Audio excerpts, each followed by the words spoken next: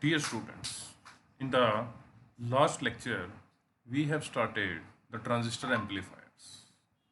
And in transistor amplifiers, in last lecture, we have discussed about the various types of amplifiers on the basis of their frequency range, then on the basis of operating point, and after that,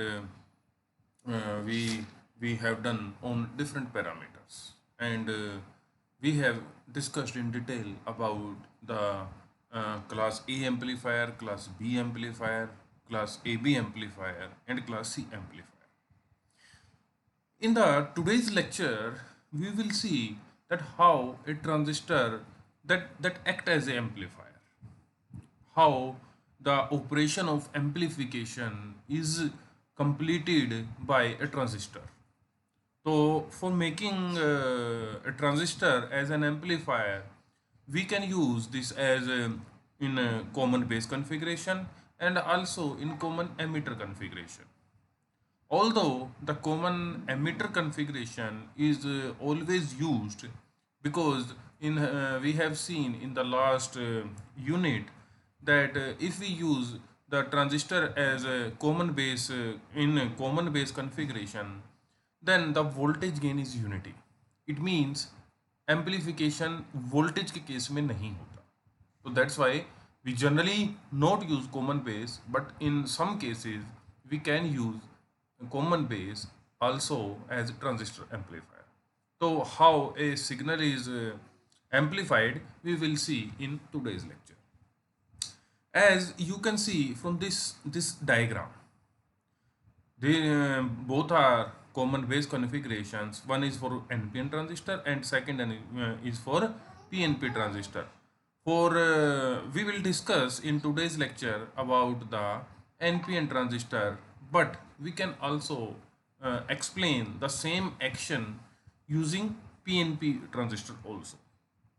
As we can see, this in this amplifier, this transistor NPN transistor, its emitter base junction is forward biased through this battery VEE, okay, and this collector base junction, it is reverse biased using this battery VCC, and base terminal is common in both the input and output circuit of this transistor.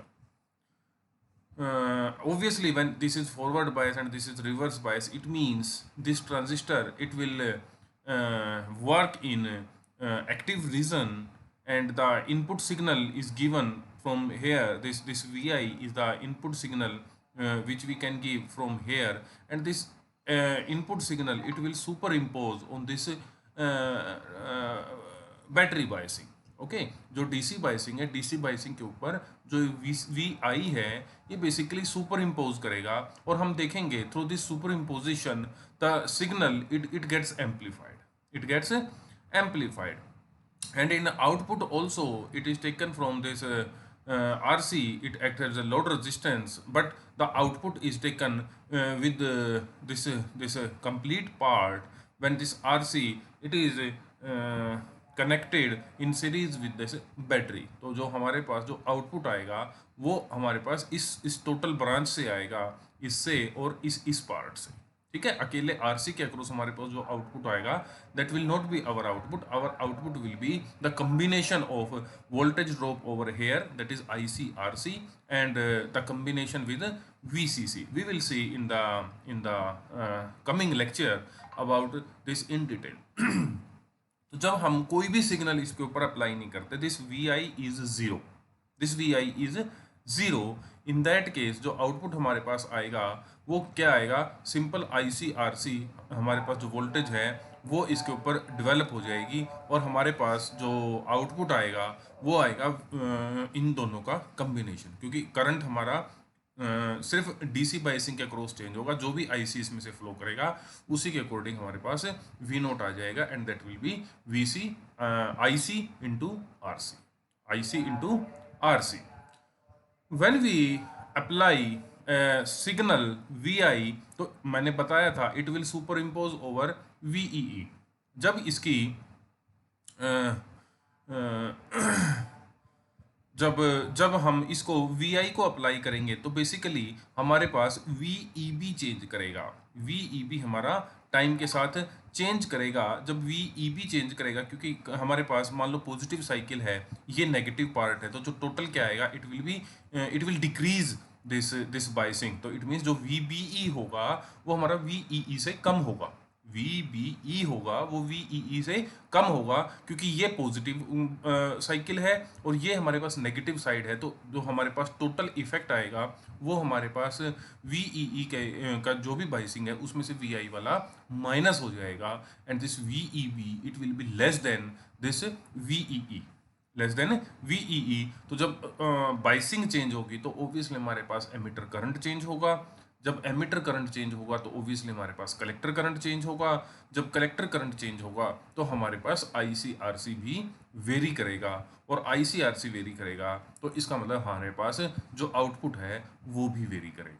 ठीक है, तो हमारे पास जो output है वो output का जो वेरिएशन है it will depend on the variation in the input signal. It will depend on the variation in the input signal. अब हम ये देखेंगे कि जो आउटपुट सिग्नल है वो हमारे पास एसी सिग्नल के साथ फेज में ही होगा। फेज का मतलब क्या है कि इसी को कॉपी करेगा। जब ये बढ़ रहा होगा तो ये भी बढ़ रहा होगा, जब ये मैक्सिमम होगा तो ये भी मैक्सिमम होगा, जब ये घट रहा होगा तो ये भी घट रहा होगा, जब ये नेगेटिव साइड में जाएगा ये भी नेगेटिव होगा, जब ये मिनिमम होगा तो ये भी मिनिमम होगा, और जब ये दोबारा जीरो पे जाएगा तो ये भी हमारा दोबारा जीरो पे रीच कर जाएगा। तो इट मीन्स हमारे पास इसका और इसका जो फेज है that is same in common base transistor amplifier. हम देखेंगे कैसे। हमें पता है कि अगर हम इसके अंदर आउटपुट देखें, आउटपुट कैसे पता लगेगा। अगर सपोज हमारे पास आउटपुट एक्चुअली क्या है, कलेक्टर की जो वोल्टेज होगी विद रिस्पेक्ट टू बेस, ये टोटल हमारे पास आउटपुट आएगा। आउटपुट हमारे पास जो कलेक्टर की वोल्टेज है विद रिस्पेक्ट टू बेस, वो हमारे पास एक्चुअल में आउटपुट है, वो हमारे पास एक्चुअल में आउटपुट है। अगर मैं इसके अंदर केवीएल अप्लाई करूँ तो केवीएल क्या होगा, मान लो इस डायरेक्शन में मूव कर हम करते हैं तो क्या होगा, VCC minus I C R C minus V C B equals to zero. VCC minus I C R C, क्योंकि ये नेगेटिव डायरेक्शन में जा रहा है, वीसीसी पॉजिटिव में जा रहा है, वीसीसी पॉजिटिव, आई सी आर सी नेगेटिव, और ये भी हमारे पास करंट डिक्रीज कर रहा है, तो हमारे पास V C B minus is equal to zero. तो एक्चुअल में जो वी सी बी की वैल्यू होगी, जो आउटपुट वोल्टेज होगी, it will be V C C minus I C R C. तो आउटपुट जो होगा that will be equal to V C B and that will be equal to V C C minus I C R C. हमारे पास actual जो output होगा that is not equal to I C R C but that is equal to V C C minus I C R C. You can see from here, तो V C C minus I C R C का जो total overall हमारे पास effect आएगा that will give us the output value, that will give us the output value. ठीक है, तो जब हमारे पास एसी सिग्नल हम इसके ऊपर अप्लाई करते हैं, पॉजिटिव हाफ आता है, तो जब पॉजिटिव हाफ इसका मूव करेगा तो उसके मतलब क्या है कि जो जो फॉरवर्ड बाइसिंग थी ये उसको डिक्रीज करेगा, क्योंकि पहले हमने वीईई अप्लाई कर रखी थी, बाइसिंग हमारी वीईई के कोरस्पोंडिंग थी। जैसे ही पॉजिटिव हाफ साइकिल आई it will decrease this forward biasing. When this forward biasing VEB decrease, it means जो आईई की वैल्यू है वो डिक्रीज करेगी। जब आई की वैल्यू डिक्रीज करेगी तो क्योंकि हमारे पास आई पे डायरेक्टली प्रोपोर्शनल है, तो जब आई डिक्रीज करेगा तो हमारे पास आई सी भी डिक्रीज करेगा, और जब आई सी डिक्रीज करेगा तो हमारे पास आई सी आर सी डिक्रीज करेगा। इट मीन्स हमारे पास जो आउटपुट है वो इंक्रीज करेगी, क्योंकि वीसीसी कांस्टेंट है। तो जब आई सी डिक्रीज करेगा तो ये फैक्टर हमारा डिक्रीज करेगा, जब ये फैक्टर डिक्रीज करेगा तो जो टोटल फैक्टर है ये हमारा इंक्रीज करेगा।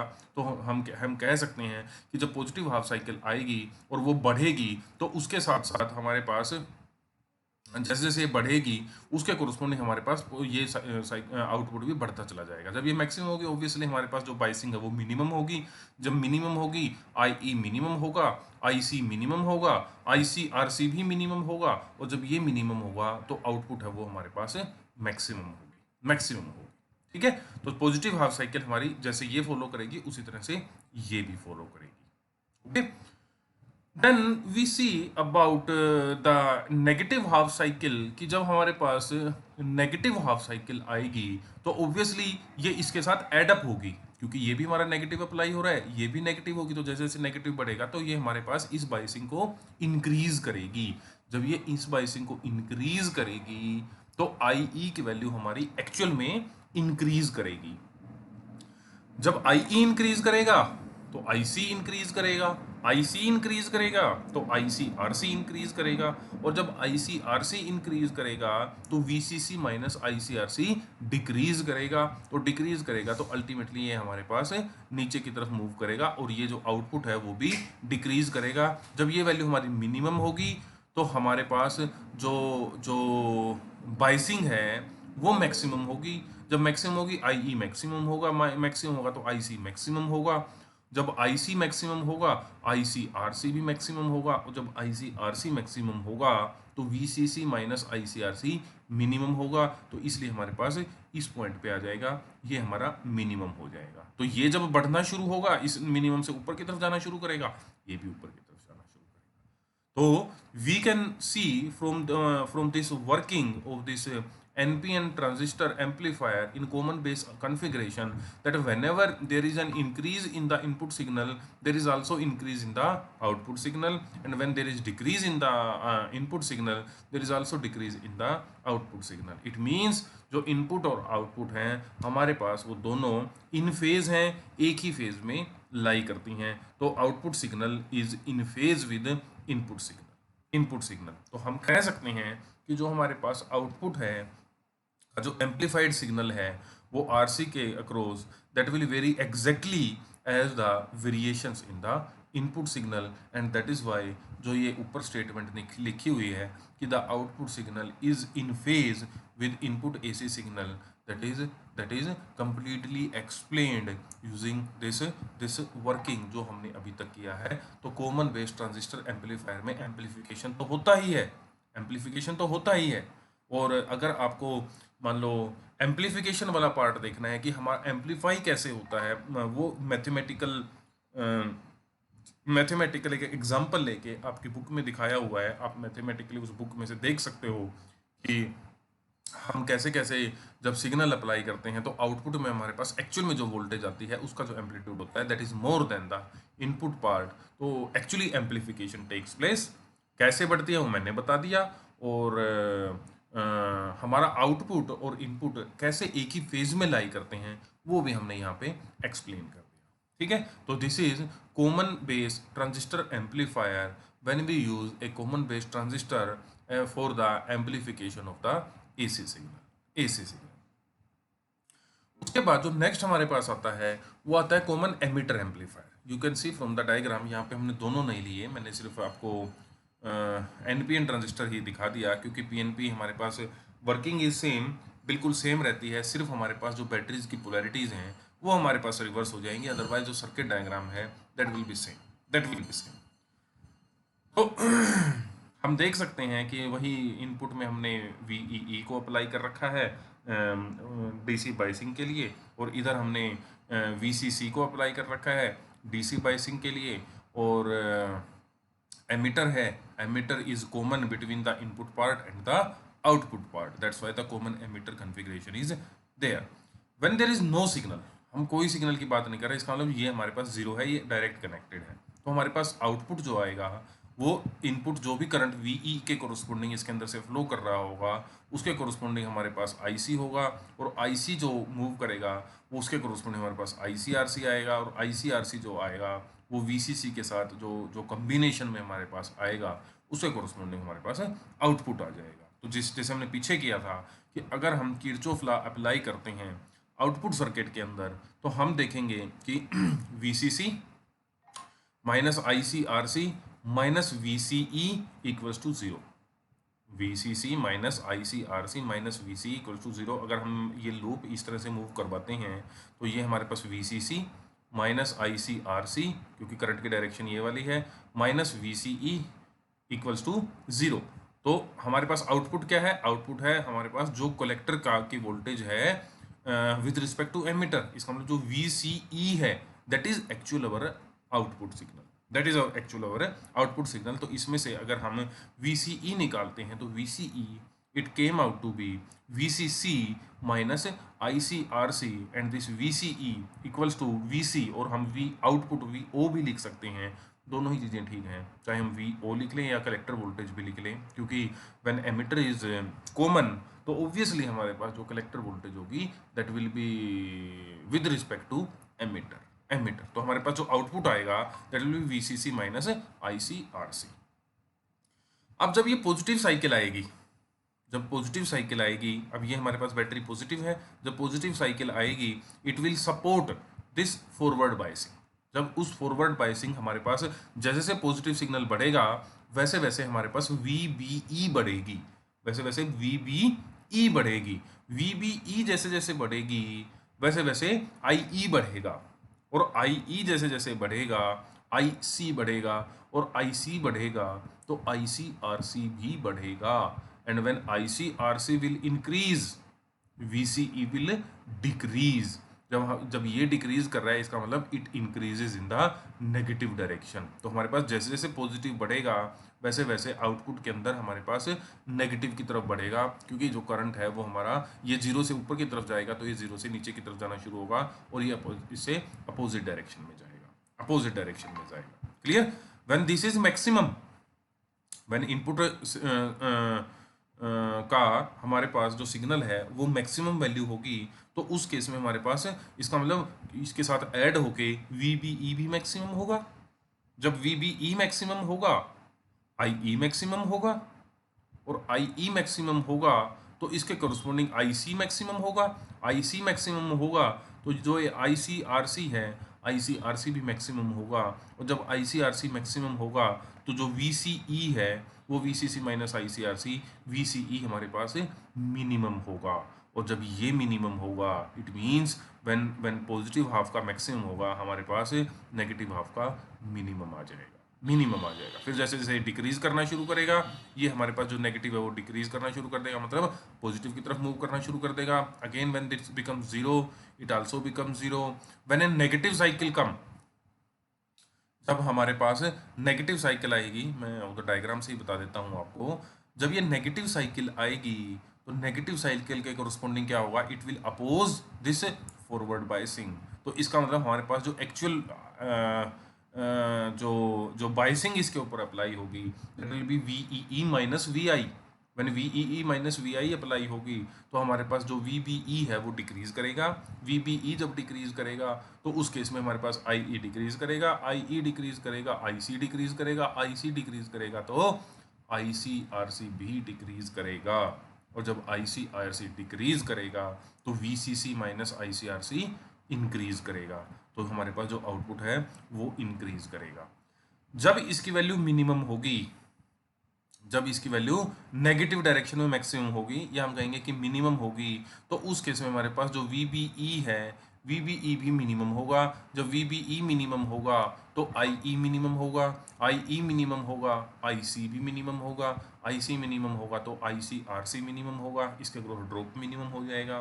जब इसके ग्रोथ ड्रॉप मिनिमम होगा तो VCC माइनस ICRC मैक्सिमम होगा, और हमारे पास जो आउटपुट है वो मैक्सिमम वैल्यू पे आएगी, वो इस पॉइंट पे आएगी कि हमारे पास यहाँ पे मैक्सिमम वैल्यू आ गई। फिर जैसे जैसे ये चीज़ बढ़नी शुरू होगी तो हमारे पास अगेन ये पॉजिटिव घटना शुरू हो जाएगा and it again reaches to zero.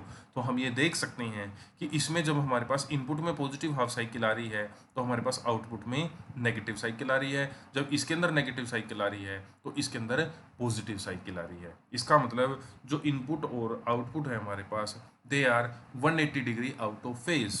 जो आउटपुट हमारे पास आ रहा है तो हमारे पास जो जो आउटपुट है वो इनपुट सिग्नल के corresponding 180 degree out of phase आ रहा है, आउट ऑफ फेज आ रहा है। ठीक है, तो हम कह सकते हैं कि it means the output signal in the collector emitter circuit increases when input signal in the emitter based circuit increases and vice versa।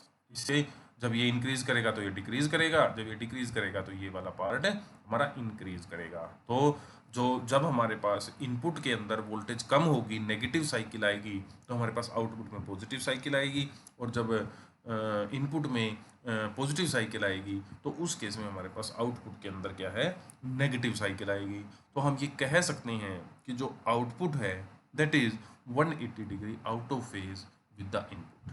With the input. ठीक है, अगेन मैं तुम्हें कहता हूँ कि अगर तुम्हें एग्जाम्पल देखना है या वोल्टेज गेन के बारे में देखना है, आपकी बुक में एग्जाम्पल दिया हुआ है, आप वहाँ से देख सकते हो।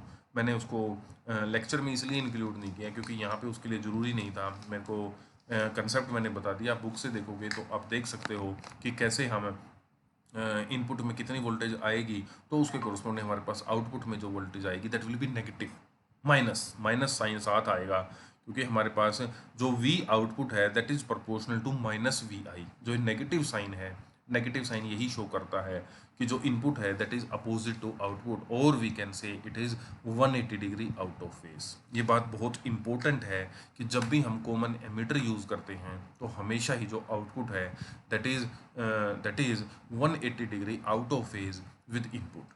कॉमन बेस के अंदर हमारे पास सेम फेज में होती है, लेकिन कॉमन एमिटर के अंदर हमारे पास जो आउटपुट है वो इनपुट के कंपैरिजन में आउट ऑफ फेज होती है, 180 डिग्री आउट ऑफ फेज होती है। ठीक है, तो ये एक इम्पोर्टेंट डिफरेंस है या एक इम्पोर्टेंट आउटकम है कि जब हम कॉमन एमिटर को यूज़ करते हैं एज ए ट्रांजिस्टर एम्पलीफायर, तो उस केस में जो जो इनपुट के कोरस्पॉन्डिंग आउटपुट है that is out of phase, लेकिन अगर हम उसको कॉमन बेस में यूज़ करते हैं तो वो हमारे पास उसी फेज में आती है, उसी फेज में आती है। ऑल्दो जो जो वोल्टेज गेन है वो कॉमन एमिटर का वो काफ़ी हाई है as compare to voltage gain of common base configuration. ठीक है, तो जनरली हम कॉमन एमिटर एम्पलीफायर को यूज़ करते हैं। अब मैं एक बार आपको एक्चुअल सर्किट दिखा देता हूँ जो हम एक्चुअल में यूज़ करते हैं। यहाँ पे हमने, क्योंकि पिछले वाला जो सर्किट है इसके अंदर देखो हमने कहीं पे भी बाइसिंग सर्किट को यूज़ नहीं किया हुआ, जो हमने सेकेंड यूनिट के अंदर पढ़े थे कि जो ऑपरेटिंग पॉइंट है वो हमारा फिक्स होना चाहिए, पहली बात। दूसरा, वो टेम्परेचर के साथ वेरी नहीं होना चाहिए, और तीसरा, वो बीटा के साथ वेरिएशन नहीं होना चाहिए। और हमने पिछली यूनिट में देखा था कि जो हमारा वोल्टेज डिवाइडर बाइसिंग सर्किट है that is the best circuit. ठीक है, तो ये हमारे पास एक्चुअल सर्किट है जो हम अप्लाई करते हैं। इसके अंदर हमने इनपुट अप्लाई कर रखी है, इनपुट हमारी C1 कैपेसिटर के थ्रू है। C1 को हम क्या, C1 और C2, ये दो देखो, ये दो कैपेसिटर हमने अप्लाई कर रखे हैं। C1 और C2 हमारे पास क्या है, basically these are coupling capacitor इसको बोल सकते हैं, जिससे हम इनपुट को और आउटपुट को कपल करते हैं या एक स्टेज को दूसरे के साथ कपल करते हैं, तो कपलिंग कैपेसिटर, या इनको हम ब्लॉकिंग कैपेसिटर भी बोलते हैं। C1 भी और C2 भी, ये ब्लॉकिंग कैपेसिटर और कपलिंग कैपेसिटर, इनका काम क्या है कि जो भी हमारे पास इनपुट आएगा उसके कोरस्पॉन्डिंग AC सिग्नल तो हमारा इसमें से पास कर जाए, लेकिन DC यहाँ पे ब्लॉक हो जाए, क्योंकि DC आगे अगर जाएगा तो उसके कोरस्पॉन्डिंग हमारी सारी बाइसिंग चेंज हो जाएगी। अगर मान लो हमने DC सिग्नल यहाँ से आगे चला गया तो जो भी हमने इसके अंदर बैटरी अप्लाई कर रखी है, जो VCC का इफेक्ट है वो उसके साथ ऐड या सब्ट्रैक्ट हो जाएगा, तो हमारे पास जो ऑपरेटिंग पॉइंट है that will shift. That's why we use this C1 and C2 as the blocking capacitor, so that DC is blocked, but जो हमारा सिग्नल है that is AC signal, AC is easily passed। हमने किया था कि जो VCC है, VCC हमारे पास नेसेसरी बाइसिंग के लिए हम देते हैं। R1 और R2 है, ये हमने रेजिस्टेंस यूज़ किए थे वोल्टेज डिवाइडर बाइसिंग के अंदर, जो कि हमारा ऑपरेटिंग पॉइंट को स्टेबलाइज रखते हैं। RE हमारे पास क्या था, एमिटर रेजिस्टेंस था, जिसके अक्रॉस क्या है कि ये भी स्टेबलाइजेशन का काम करता है, और ये एक्चुअली हमारे पास करंट फीडबैक भी प्रोवाइड करता है। ठीक है, RC हमारे पास कलेक्टर रेजिस्टेंस है, जिसके अक्रॉस हम आउटपुट लेते हैं, जिसके अक्रॉस हमारे पास आउटपुट आएगी, तो ये हमारे पास कलेक्टर रेजिस्टेंस है।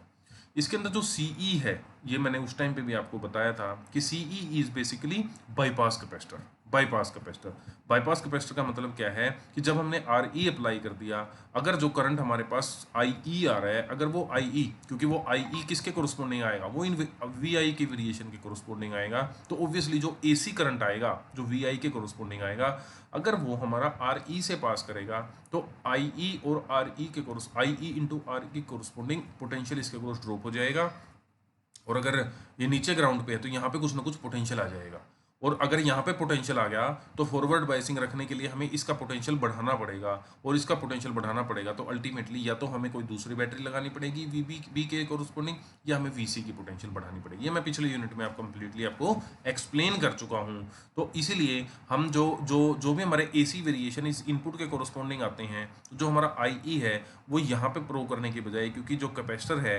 Capacitor that that allows A low resistive path for the AC signals, तो वो हमारा यहाँ से आके और अल्टीमेटली वो यहाँ से बाईपास कर जाएगा, वो आर ई के क्रॉस नहीं जाएगा, और इसलिए हमारा आई आर ई कोई ड्रॉप नहीं होगा। हमारा जो आई ई है जो एसी के कोरस्पोंडिंग है वो इसके क्रॉस पास कर जाएगा, बाईपास हो जाएगा यहाँ से। ठीक है, तो C E is bypass capacitor which is use to bypass the AC signal. और हमने उस पिछली बार जनरली क्या होता है कि जो हमारा आउटपुट है, वो जो वोल्टेज गेन है, सॉरी, वो हमारा बीटा पे डिपेंड करता है। वोल्टेज गेन हमारा बीटा पे डिपेंड करता है, आउटपुट हमारा बीटा पे डिपेंड करता है जब हम कॉमन एमीटर में यूज़ कर रहे हैं इसको।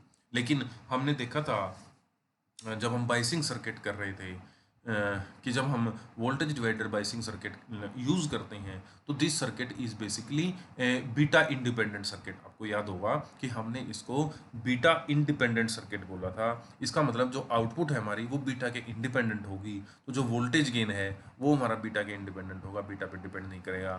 तो इसीलिए जब भी हम ट्रांजिस्टर को रिप्लेस करेंगे, एक ट्रांजिस्टर दूसरा ट्रांजिस्टर लेके आएंगे, तो उसमें कोई प्रॉब्लम नहीं आएगी। हमारा जो वोल्टेज गेन है वो सफ़र नहीं करेगा, हमारा गेन उतना ही आएगा जितना हमारा पहले ट्रांजिस्टर के कोरस्पोंडिंग था। ठीक है, तो this is ultimately the final diagram of A transistor amplifier in common emitter configuration with proper DC biasing.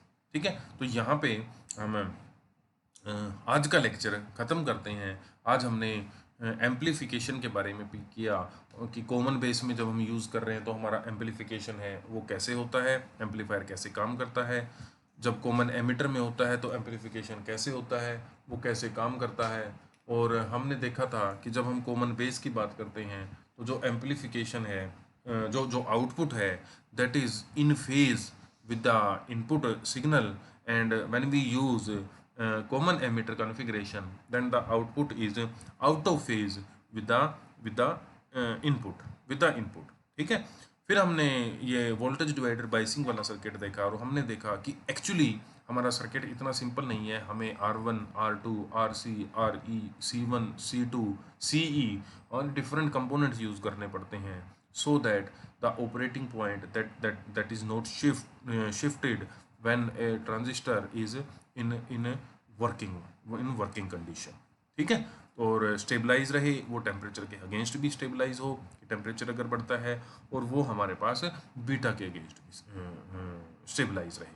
ठीक है, तो आज के लेक्चर में हम इतना ही करेंगे। इसे आगे का जो पार्ट है वो फिर करेंगे हम नेक्स्ट लेक्चर में। ठीक है, all the best, have a nice day.